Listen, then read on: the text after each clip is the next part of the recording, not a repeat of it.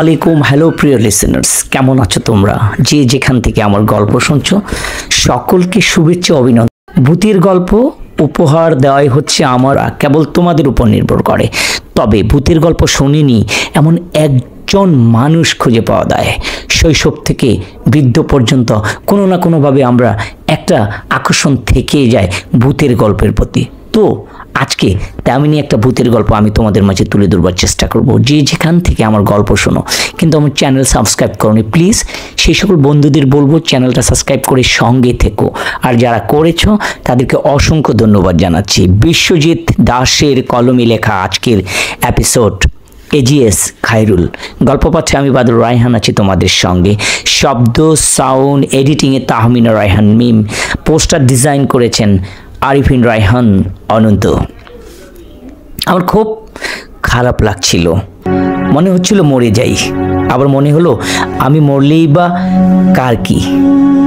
এই যে বাড়িটা থেকে বের হয়ে আসলাম আর কোনোদিন সেখানে ফিরে আসবো না। পেছন ফিরে চাইলাম, নজর পড়লো বাড়িটা। দুপুর গড়িয়ে গেলেও বাড়িটার সবাই ঘুমিয়ে আছে।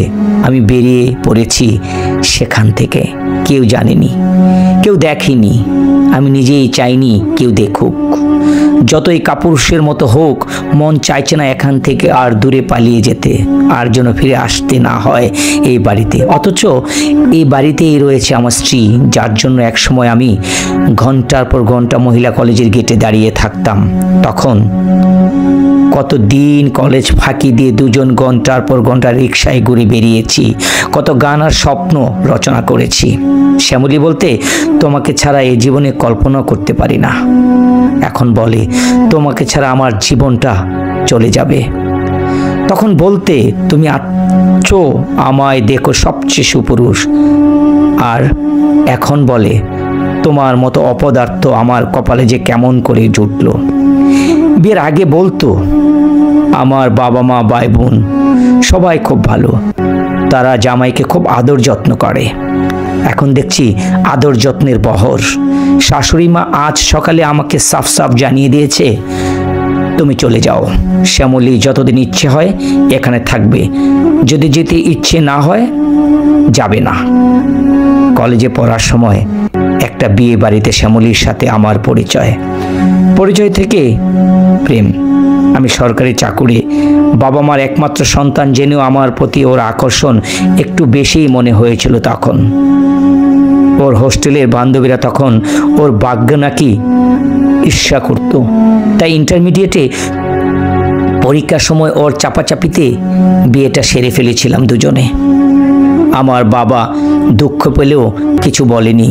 মা তো অনেক সাধনা করেও নাকি আমাকে পেয়েছিলেন, তাই আমার বিয়েতে অখুশি হননি, বরং তিনি কথা বলবার মতো একজন মানুষ পেয়ে হাঁপ ছেড়ে বসেছিলেন। বাবা খুব স্বল্পভাষী। অসময়ে বিয়ে আমার কেরিয়ার পতন নিয়ে আসলো। এইচএসসি পাশ করার পর আমি আর পড়তে পারলাম না।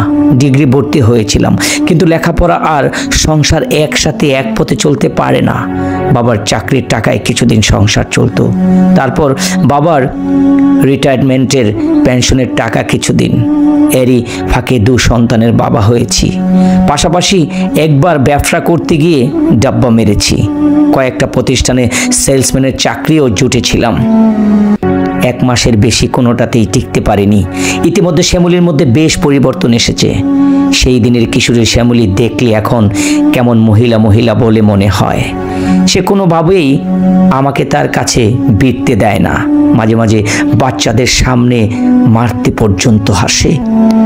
2-1 বন্ধুকে ডেকে শ্যামলীর এহেন আচরণের বিচার করতে চেয়েছি। সব শুনে বন্ধুরা উল্টো আমাকে শাসিয়েছে। বেটা তুই রোজগার করবা না আর ঘরে বসে খাবা, বউয়ের মার খাবা না তো কি খাবা? শ্বশুর বাড়িতে সহজে আসতে চাই না আমি। একে তো প্রেমের বিয়ে, তারপর প্রথম যে আদর যত্ন পেয়েছি এখানে আজকাল তার বিন্দু মাত্র নেই। গত রাতে খাবার টেবিলেই আমাকে বড় ভাইজান জানিয়ে দিয়েছে শ্যামলীকে এখন তারা ভালো কোনো ছেলের সাথে বিয়ে দেওয়ার ক্ষমতা রাখে। আজ দুপুরে খাবারের পর শ্যামলীকে বললাম চলো আজই সহজেই চলে যাই, বাড়িতে কত কাজ পড়ে রয়েছে। এমনি শ্যামলী যেন জ্বলে উঠল। বাড়িতে তোমার কি কাজ আমি জানি না ভেবেছো? খালি তো বসে বসে টিভি দেখা ছাড়া সারাদিন আর কোনো কাজ নেই। শ্বশুর বাড়িতে উড়ে এসে যোগে বসে শুধু বসে বসে খাচ্ছ। শ্যামলী এখন যাবে না, ভবিষ্যতে যাবে কিনা সেটা সে ভেবে দেখবে। বাধ্য হয়ে বাইরে বেরিয়ে এসেছি। এক কথায় বলার পর আর বাড়িতে থাকা ঠিক হবে না। পরন্তু দুপুরের রোদে আমার মুখ পুড়েছে। সে রোদ থেকে বাঁচতে মুখের উপর ডান হাত ধরলাম। নিজের পরাজিত মুখটা কাউকে দেখাবার ইচ্ছা করলাম না। বাড়ি থেকে কিছু দূর শহরে একমাত্র কলেজ। হাঁটতে হাঁটতে কখন যে কলেজের পেছনে পুকুর পাড়ে এসে বসেছি টেরি পাইনি। সাধারণত এদিকে আসি না।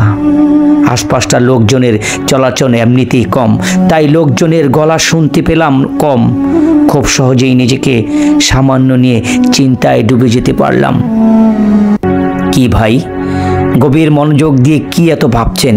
হঠাৎ করে কানের কাছে ফ্যাস ফ্যাস গলার একটা শুনে চমকে গেলাম। তাকিয়ে দেখি সন্ধ্যা নামতে শুরু করেছে।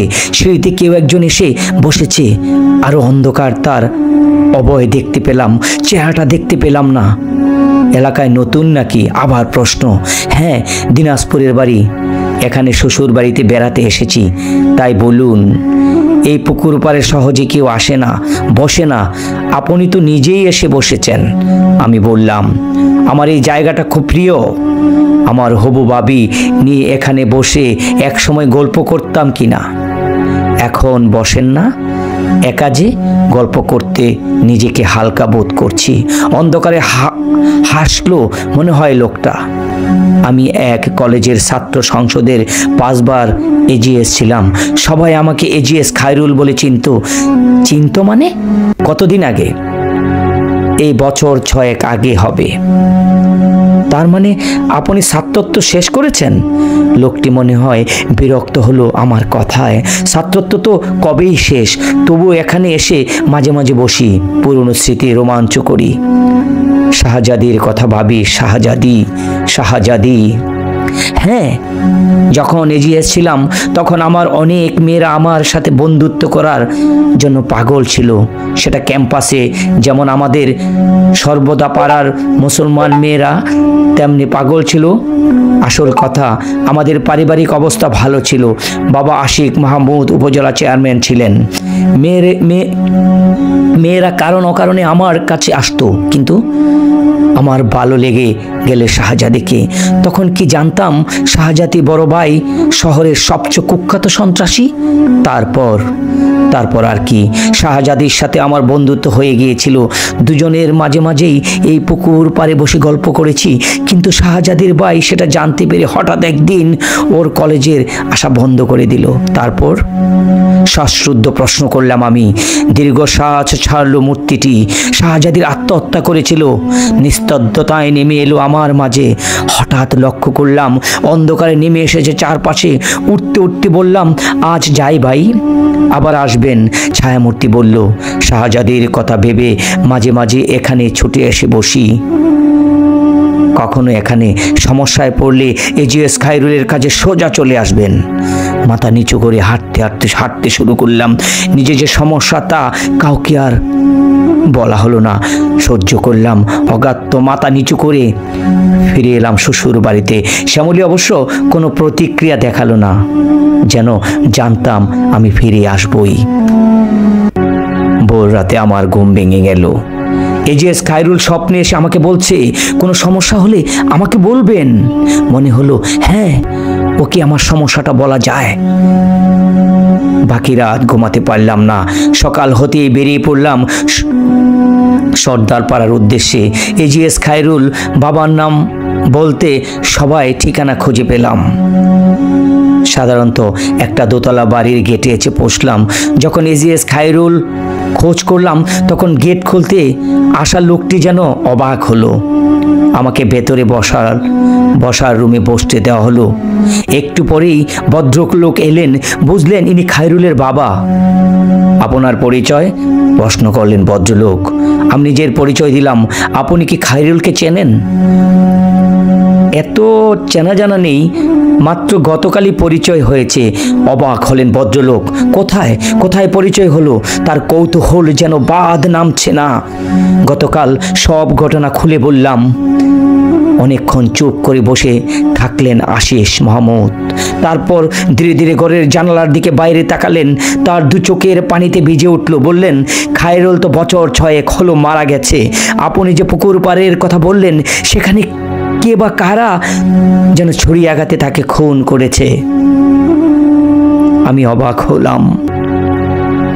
তাহলে গতকাল রাতে যে খায়রুল আমাকে বলল সব সমস্যার কথা বলতে, তাহলে তাহলে আমি কি দেখলাম? সেই ছায়ামূর্তি খায়রুল আজও তার ভালোবাসার মানুষের জন্য সেই পুকুর পাড়ে ঘুরে বেড়ায়।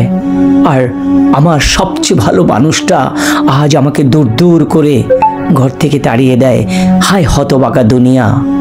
আজ একজন তার আত্মা আজও তার প্রিয়জনকে খুঁড়ে খুঁড়ে খুঁড়ে এই পুকুর পাড়ে ঘুরে বেড়ায়।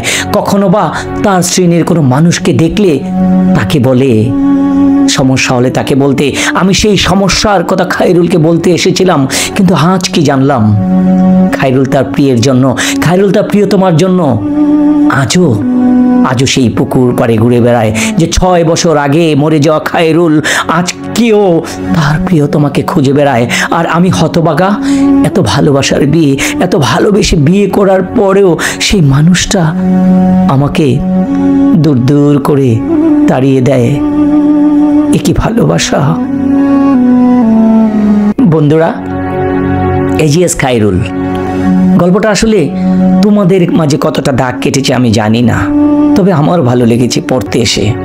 জানি না তোমাদের কেমন লেগেছে। যদি ভালো লাগে অবশ্যই লাইক কমেন্টস করে আমাকে জানাবে যে আসলে কেমন হলো আজকে এজিএস খায়রুল। তো বন্ধুরা, তাহলে আমি সার্থক। ভালো লাগা মন্দ লাগা যাই লাগুক, সেটা অবশ্যই জানাবে। সো বন্ধুরা, বিদায় নিচ্ছি। যে যেখান থেকে আমার গল্পটা শুনলে সকলে সুস্বাস্থ্য কামনা করছি। আর যেখানেই থেকো ভালো থেকো, ভালোর দলে থেকো। আল্লাহ হাফেজ।